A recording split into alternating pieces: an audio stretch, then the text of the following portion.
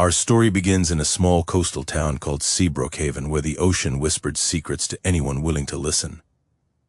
There was a man named Daniel. Daniel was 32 years old, and for 27 of those years, his entire world had been music. He started playing piano when he was 5. His mother used to say that Daniel did not play the piano, he spoke through it.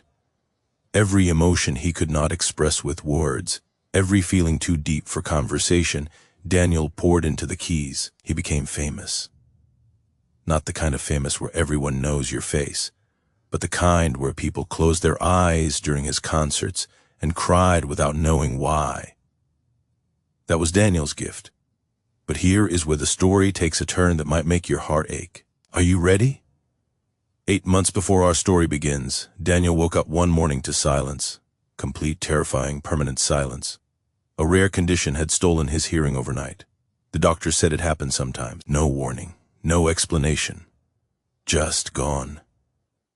Imagine that for a moment. Imagine waking up and the birds outside your window are moving their beaks, but no sound comes out. Imagine your mother calling your name and seeing her lips move but hearing nothing. Imagine sitting at the piano that has been your entire life and pressing a key and feeling the vibration under your fingertips but hearing absolutely nothing. Daniel did not leave his apartment for 3 months after that. He stopped eating properly. He stopped caring about anything. The piano in his living room became a piece of furniture he could not look at without feeling physical pain in his chest. His sister finally convinced him to move to Seabrookhaven. Fresh start, she said. New beginnings, she promised. But Daniel did not believe in new beginnings anymore. Now I want to ask you something. Have you ever given up on yourself? Have you ever looked in the mirror and not recognized the person staring back? Keep that feeling in your heart as I tell you about Maya. Maya was 29 years old, and she had been a dancer since she could walk. Ballet, contemporary, modern, Maya's body had always understood rhythm in a way her mind never had to explain. Dance was not what Maya did. Dance was who Maya was. She had performed on stages across the country. She had taught hundreds of students. She had choreographed pieces that made audiences give standing ovations. But 2 years ago, during a performance, Maya landed wrong.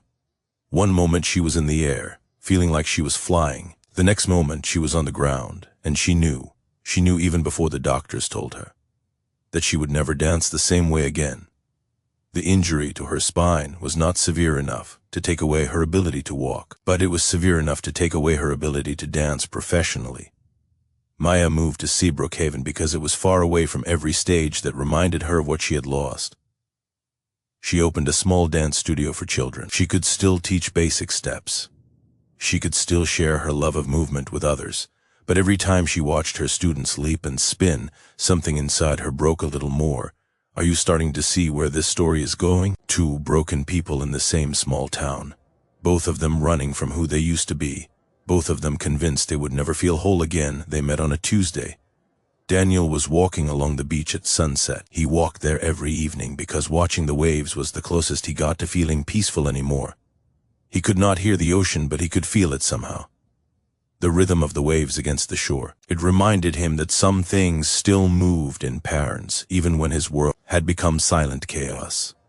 Maya was sitting on a bench near the pier. She was watching a group of teenagers dancing to music from a portable speaker. She was smiling, but if you looked closely, and I hope you do look closely at people, you could see the tears she was fighting to hold back. Daniel sat down on the same bench. He did not know why. The bench was long and she was on one end, and he simply sat on the other. For a long time, neither of them spoke. Then Maya turned to him and said something. Daniel watched her lips move. He had been learning to lip read, but he was not very good at it yet. He shook his head and pointed to his ear, then made an X with his fingers. Maya understood immediately. She pulled out her phone and typed a message, then showed him the screen. I said the sunset is beautiful tonight. Daniel took the phone gently and typed back. It is. This is my favorite time of day. Maya typed again. Mine too. I come here every evening. Daniel had come here every evening for 5 months. He had never seen her before, or maybe he had seen her and never really noticed. Is it not strange how we can look at someone 100 times and never truly see them until the moment we are supposed to?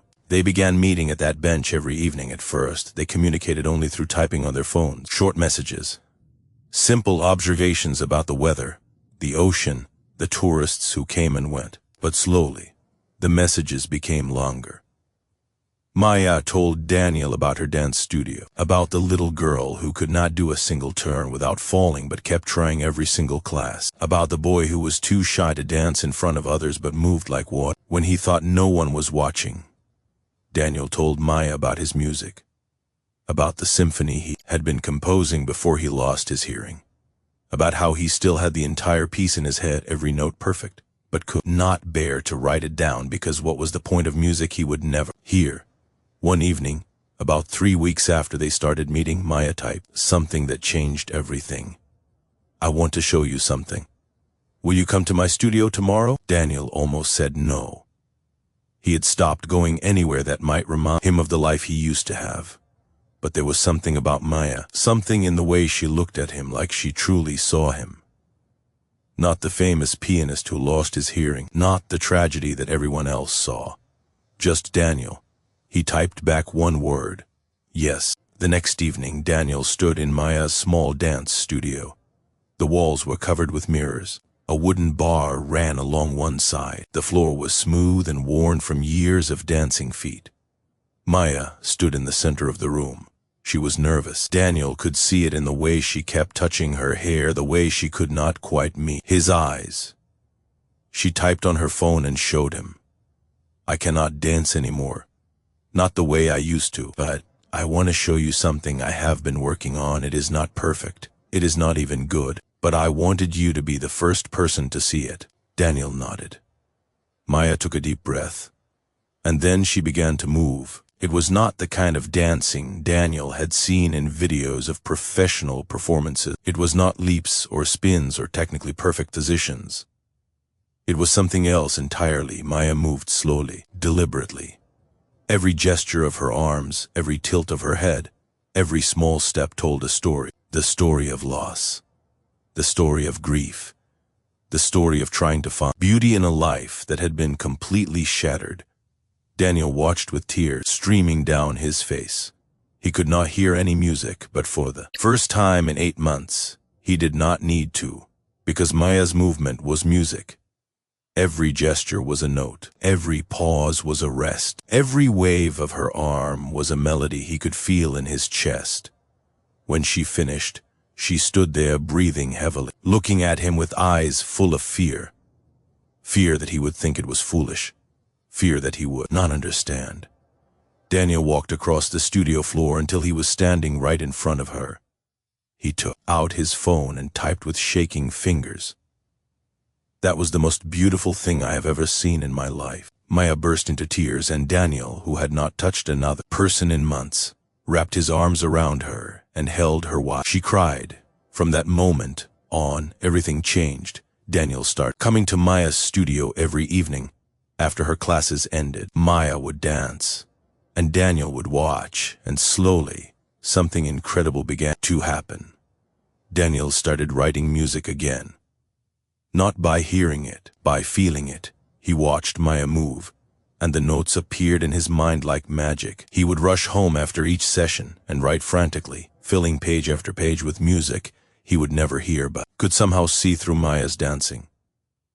And Maya started dancing more freely than she had in 2 years. With Daniel watching, with his eyes following every movement like she was creating something precious, Maya forgot about what she had lost. She remembered why she loved dancing in the first place.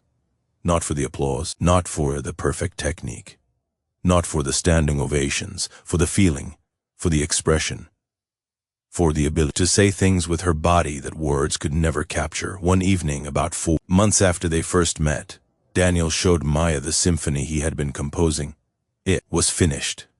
Every note had been written. While watching her dance, Maya looked at the pages filled with musical notation she could not read, and she typed on her phone, "I wish I could hear it." Daniel typed back, "You do not need to hear it.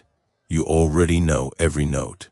You danced them into existence." Maya looked up at him, and in that moment, something shifted between them. It was not just friendship anymore. It was something deeper, something that had been building with every silent conversation, every shared sunset, every evening in the studio. Daniel leaned forward slowly, giving her every chance to pull away. Maya did not pull away. Their first kiss was silent. No music swelling in the background, no poetic words spoken. Just two people who had found each other in the wreckage of their broken dreams.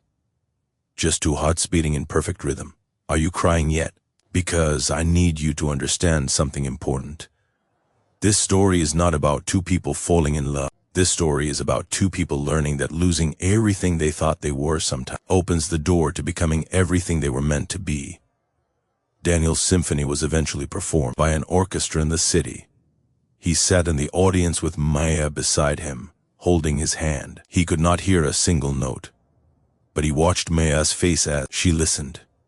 He watched the tears roll down her cheeks. He watched her squeeze his hand during the crescendo, and he felt more connected to his music than he ever had when he could hear it himself, because Maya was listening for both of them.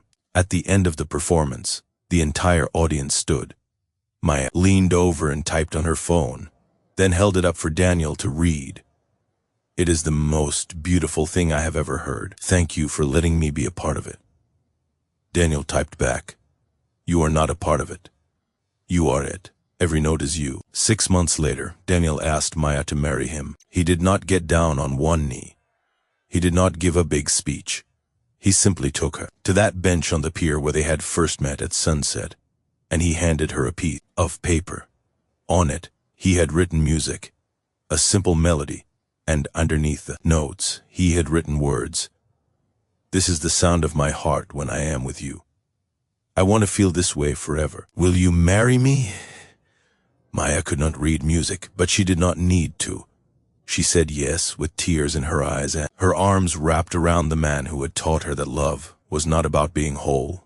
Love was about finding someone whose broken pieces fit perfectly with your own. And now, as I end this story, I want to ask you one final question. Have you ever felt like you lost the thing that made you who you are? Have you ever felt like a shadow of the person you used to be? If you have, please remember Daniel and Maya.